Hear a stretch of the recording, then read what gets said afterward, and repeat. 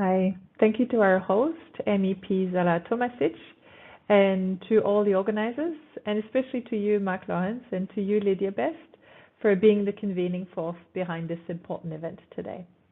I am Ariane Laplante-Lévesque. It's a pleasure to talk to you about advocacy and multi-sectoral action for change, and I'm speaking on behalf of the World Health Organization Regional Office for Europe. WHO organizes activities according to 6 regions of the world, and I'm joining from Copenhagen, Denmark, where the WHO Regional Office for Europe is located. We provide technical support to 53 member states of Europe as well as Central Asia towards strengthening health systems. My role is specifically about integrating person-centered ear and eye care within the national health systems of the member states that we serve. My colleague, Dr. Shelly Chadha from the WHO headquarters in Geneva, has already introduced the theme for World Hearing Day this year.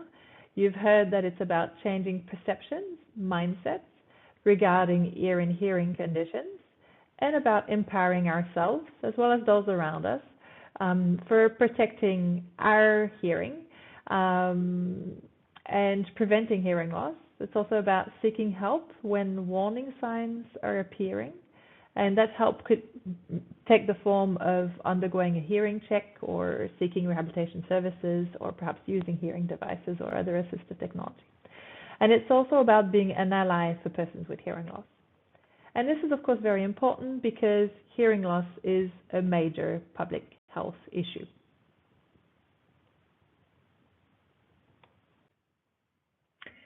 We know that hearing loss is very prevalent and that hearing loss, if unaddressed, has important negative consequences. It has so for the individual, for people around them, and for society at large.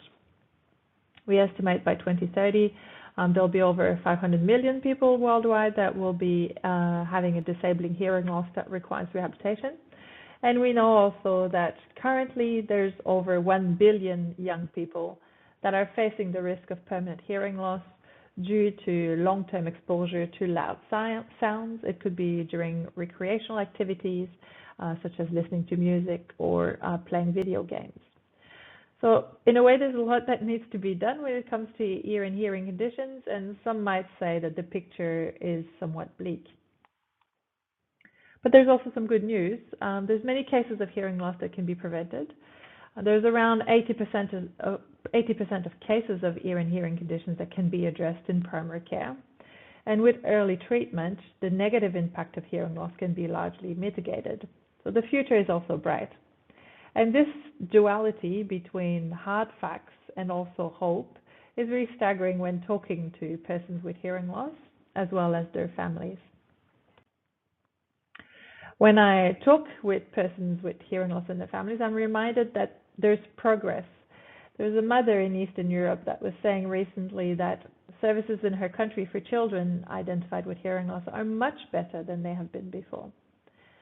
She also identifies there's much work that needs to be done with, for example, parents still not being properly informed about newborn hearing screening and access to any follow-up services. And a person in Central Europe who has a long-standing hearing loss was reminding me recently how online communities have drastically improved access to information for hearing device users so that the speed as well as the quantity and the quality of the information can be accessed was impossible to think of just a few years ago with, for example, social networks. Yes, yet this person is also experiencing that people around her sometimes forget basic communication strategies when communicating with persons with hearing loss. So anyway, it's up to us if we want to see the glass half empty or half full. And today I'll argue that we should probably be able to do both. With the help of my colleague Andrea Pupulin at the WHO country office in Tajikistan, I've jotted down examples of national activities that WHO is supporting in the country of Central Asia to improve access to assistive technology, and that includes, of course, hearing assistive technology. And you can see some of the completed work includes, for example, the government adopting a list of 30 priority assistive products that includes hearing aids and setting up a demonstration site to show how assistive technology can be accessed in the primary care sector. We also list some ongoing activities. So, for example, procuring quality hearing devices, as well as looking at the market of assistive technology and how it can be as healthy as possible. And some of the future work will include training of healthcare workers so that they're able to assist in hearing device provision, as well as some public-private partnerships. And if you have the chance to visit the WHO website, I encourage you to do so, to watch a beautiful video of Abu Jabbar. He's a teenager in Tajikistan, and he describes the positive ripple effects that having access to hearing devices have had in his life. And as part of this work that we're doing in Tajikistan, we're also using a recent WHO resource. It was launched last year under the leadership of my colleague, Dr. Shelly Chadha, and it describes how to go around hearing aid service provision in settings with limited resources. So all information that is widely available to you as well if you want to embark in similar activities. And here is just a few examples of the activities that we have ongoing in Tajikistan, but of course the solution is not the same everywhere, and every country should of course determine which interventions are best suited to their needs, and that should be done in an evidence-based prioritization exercise through consultations where all the important stakeholders are brought at the table. And the World Report on Hearing that was published in 2021 outlines a vision for integrated person-centered ear and hearing care. And it proposed prioritized ear and hearing care interventions. They're listed on the screen on the left-hand side, and they're very clever because they make up the acronym HEARING. They include hearing screening and prevention, of course, of newborns, infants, children before school and at school, but also adults and older adults, and people at risk, for example, due to noise exposure. Also includes ear disease prevention and management, so that common ear disease such as middle ear infections are prevented where possible, and there's possible for early identification at the primary care level, and so that medical and surgical management is available. Access to assistive technology, so that affordable, high-quality hearing aids, hearing implants are accessible, as well as other forms of hearing-assisted technology. R is for rehabilitation services, so that services are family-centered, they're multidisciplinary for children as well as for adults with hearing loss. Improving communication, that includes offering captioning services just like today, as well as sign language, learning the language for people who need access to sign language, as well as interpretation services, especially in key settings such as education and healthcare. Noise reduction, of course, in the workplace, but also in leisure activities, and also with programs that are aiming specifically young adults and children. And finally, the G is for greater community engagement, and that's really something that's close to my heart, with the idea of communicating widely around healthy ear and hearing and access to ear and hearing care, as well as strengthening organizations and associations that represent users, and really making sure that we collaborate with all stakeholders to identify ways forward, just like we're doing today. And so we're saying that really to be able to achieve hearing across the life course, we need multi-sectoral action, and we need collaborations just like today. And this reminds me of a fairy tale that I often read at home, and some of you might have grown up with it as well. It's called The Giant Turnip, and it's a fairy tale from the 19th century. It comes from Eastern Europe. There's several versions of the tale, but it usually goes along the lines of an older man that plants a turnip, and the turnip grows so large that the older man cannot pull it himself. So he asks his wife for help, and together they still cannot pull it up. So in turn, he'll ask his grandchildren and the dog and the cat to help, and they still cannot pull out the turnip, even though they're all trying. And finally, it's when they'll go and ask the mouse to join that they'll be able to pull up the turnip and they'll be able to enjoy it in a delicious soup. And so what does a giant turnip have to do with ear and hearing conditions? Well, teamwork and unity wins over individualism. And just like pulling a giant turnip is not easy, changing the status quo around ear and hearing conditions, so changing mindsets, is no easy task either. And so it requires really all hands on deck. And we can take policy changes as an example. Some of us could think, and that's definitely the case with most researchers that I talk to, that if we have solid research evidence, it's all that we need to change policies. But most of you know firsthand that this is not the case. And the multiple streams framework was developed by John Kindon in 1984. It's an often used approach for analyzing policy making, and it says how three streams, so basically small rivers, need to converge to meet in order to create a movement towards change. And those three streams are defined as a problem that is clearly identified, so that there needs to be awareness that is growing about the need to address this problem. Secondly, there needs to be a policy that is proposed, so there needs to be a solution to the problem. The solution needs to be evidence-based, and it has to be relatively easy to implement. And finally, there needs to be political support, so public and political support that will then tip the problem so that it becomes on the public agenda.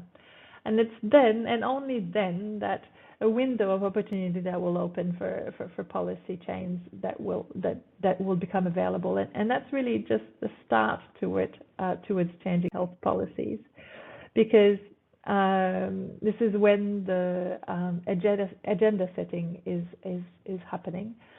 And then after that, the policy will be formulated. And advocacy is, of course, very important to those two steps, but all along really the policy life cycle. And then the policy will be adopted, implemented, and monitored and evaluation for further adjustments.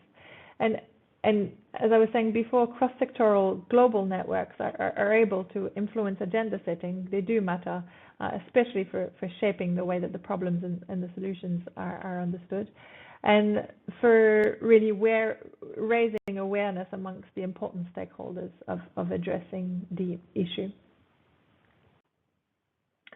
And for those that are interested in reflecting on the role of global health networks, I encourage you warmly to read the brilliant recent paper of Brian Lam, Sue Archbold, and Zheng Yen Eng.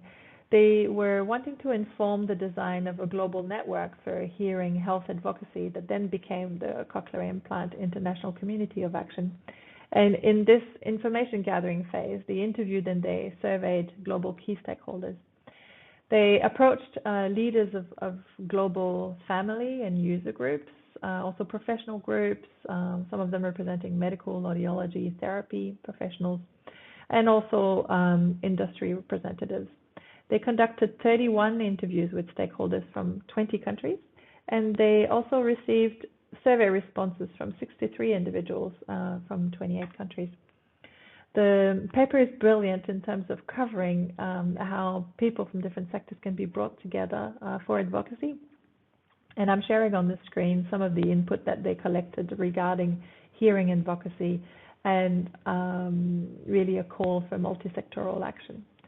So going back to the glass half full, half empty that we were talking about earlier, we can say that with greater involvement by the public in health information, in assessing evidence and decision making, and how online communication is making collaborations much easier, and there's more potential for public participation and for speed also and lower costs of communication. These are all great enablers really for user advocacy to become widespread mechanisms for achieving change in health systems. And going back to the multiple streams framework, I wanted to introduce you as well to Schiffman and colleagues who boiled down really years of experience of successful global health networks. And they boiled it down to two important ingredients. So their recipe is first to have members that construct a really compelling framing of the issue, and one that includes a shared understanding of the problem, a consensus on solutions, and convincing reasons to address the problem.